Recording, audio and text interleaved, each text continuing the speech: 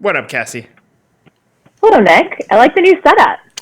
Yeah, trying something different. I got tired of a screen behind us with nothing on it, so felt like let's go for a little bit cozier Yeah. setting. I got to work on the wire situation. You can't see it from where you're sitting. Those on Facebook Live can see when I was originally showing. Actually, you know what? You can see the wire setting because I tagged you on Instagram. Yeah, So, I did see it. all right. So before we even get into franchise news, I'm looking over my left shoulder, and there was some chaos last night at the Iowa caucus. A Did you lot of see that? chaos. I sure did. Yeah, I went to Drake University, which was awesome to be a part of the caucus. I went there. I started in '99, so we had the caucus in 2000. So I've been through it. I think that's it's a little bit unfortunate for the Dems. Yeah, it's not great, and a lot of people have claimed victory, so we'll see how that actually pans out.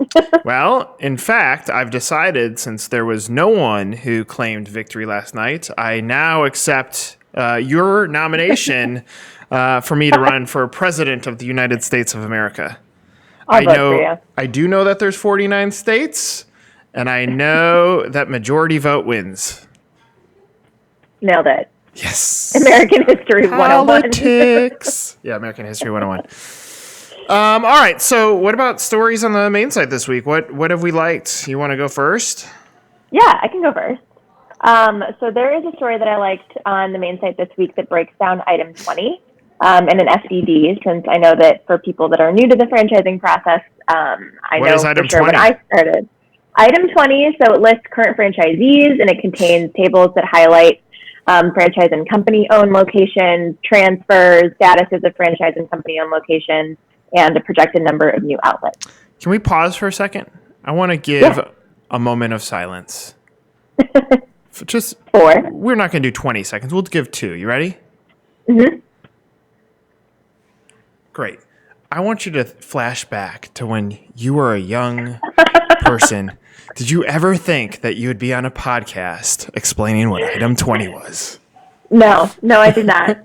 Even if you'd asked me when I started doing this podcast, like 3 years ago, maybe it was, Yeah. I would not have been confident enough to be like, yeah, item 20, I got this.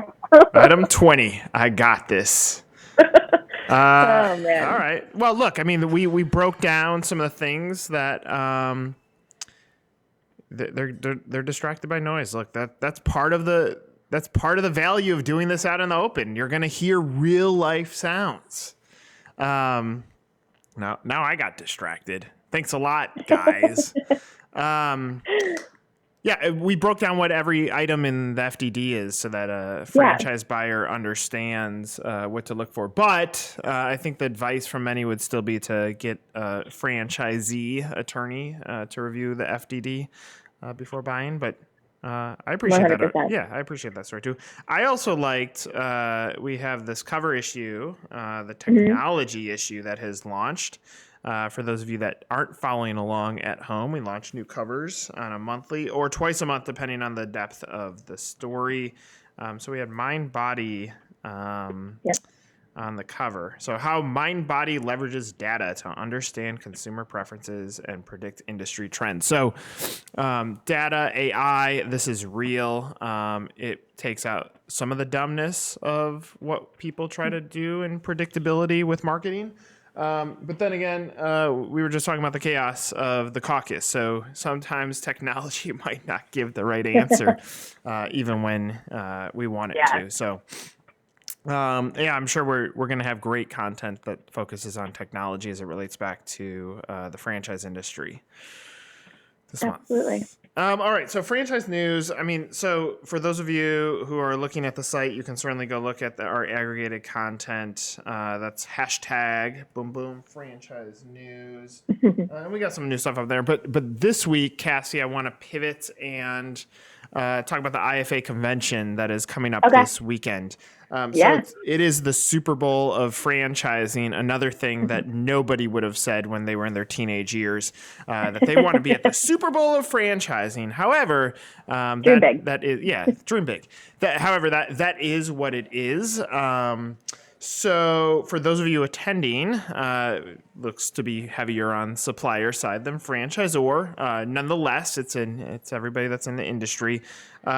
If you use it the right way, then it should give you guidance into what is happening in the now. Our own Sean Fitzgerald has joked that he gets asked, "What is new in franchising?" And the answer is nothing. But still, I think if you listen and absorb information this weekend on the blocking and tackling of what works and what doesn't, it will set you up well to have some sort of nuggets. My take is when you go to these things, try to walk away with one thing, just one thing that you're going to bring home. And that seems to be a fair goal. Yeah, so that's what I want to talk about. Anything in franchise news you want to talk about?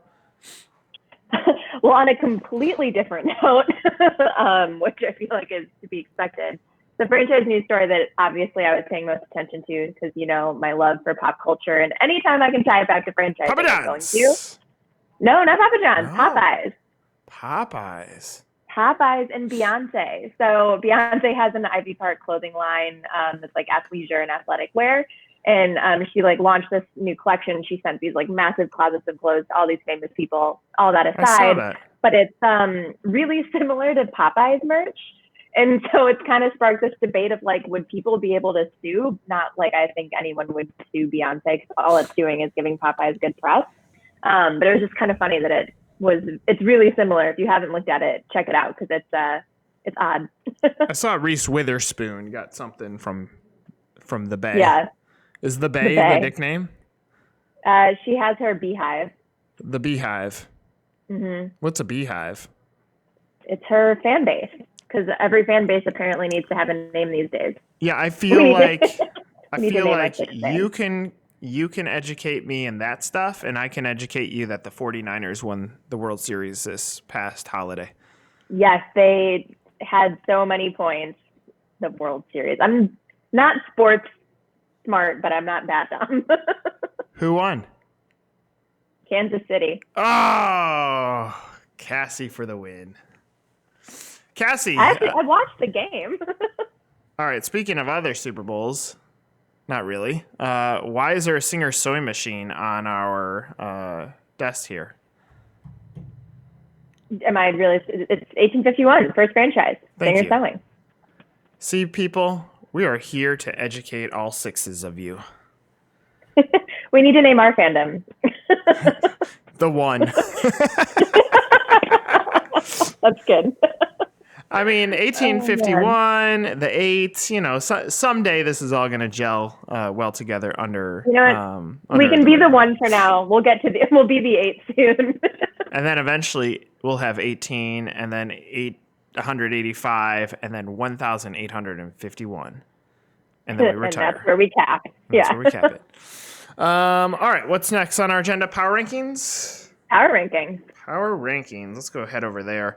And again, this gives you a glimpse on what brands are trending. So moving up to the number 1 slot this week, up from number 3, is Sylvan Learning Center. I'll put the statement out there. Children's education has been a hot brand topic for many years now, which means it's more of a trend than the brand that you want to buy. It's been consistently health or wellness and education. So if you're a buyer out there, the indicator there is, hey, Sylvan continues to be at the top of the food chain from what is trending on 1851. Big Blue, Eggs Up Grill, Amazing Lash, Hand and Stone, another wellness, Amazing Lash, another wellness, round out our top 5. But again, power rankings are here just to give you a glimpse on what brands are trending if you're at home looking for a brand to explore. But full transparency, there's our brands that are trending on there. And again, how you get on there is reads or shares, interactions on your content pushes you to top. So Sylvan's obviously having some good reaction. And I'll tell you why. Actually, I'm going to let you tell me why. Why do you think Sylvan's been trending at the top? Honestly, the first thing that's coming to my mind is that The Bachelor Peter was in some of their commercials when he was younger. Correct. Yeah, if you go to the main site and look at trending brand, news and you scroll down, number one for a second consecutive week is People Magazine's story that The Bachelor's Peter Weber, his first commercial was a Sylvan Learning commercial. So you want to see good old Pete, go check it out in that article. Training Brand Buzz on the main site. All right, it's column time. It is column time. So this week, right about. You are heating up about cutting corners. And if you're going to cut one corner, where does that trend stop? And the thing that made me really think when I was reading this column is you asked, have you ever asked an interview candidate or a potential franchisee if they've ever cut a corner? If I'd ever been asked that in the interview process, I genuinely don't know what I would have said. What would you have said? I don't know. In the moment, I probably would have panicked and come up with something that sounded a lot better. But it made me reflect about things that I actually have cut corners on in my life. All right. I'm going to swing over to another comment here. Okay. And it relates, but I was reading a story on how to determine if someone's toxic in a work environment. And psychologists said that the number one indicator is they never apologize.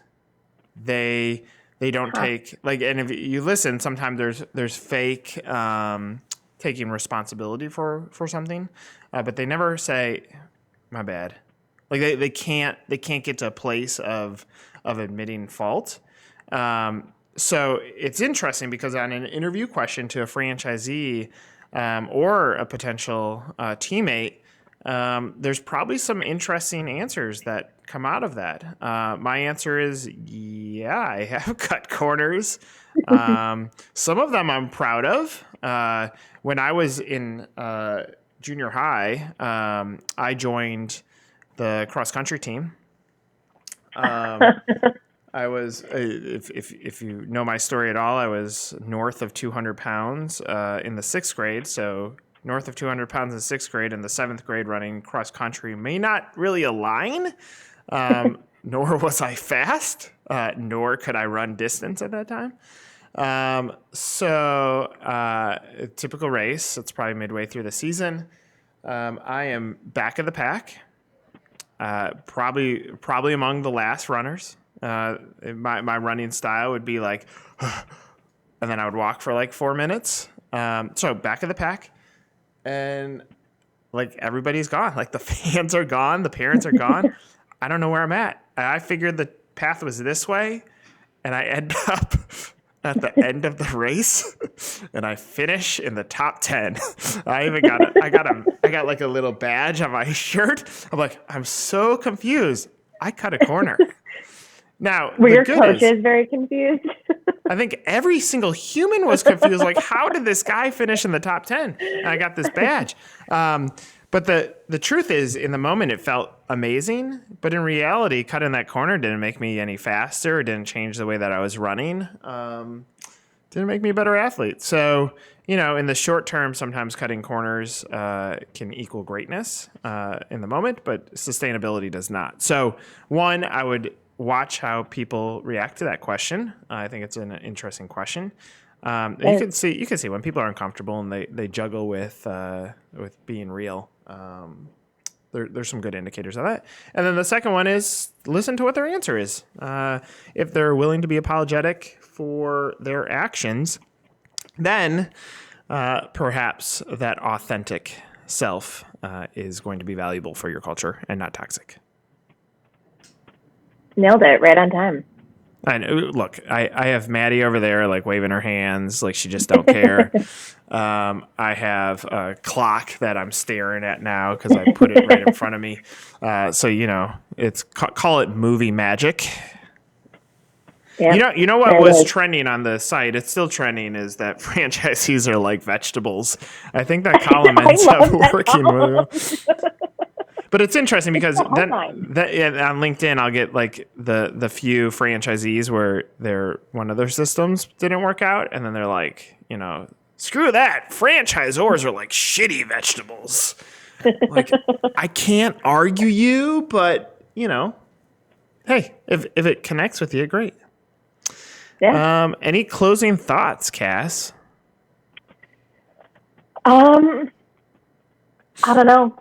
The last thing that I have in my mind is just the power of the headline. That one, your column from last week proves that a good headline can make or break it, even without you putting money behind it, which we talked about last week too. So I'll close it with this. Resonate.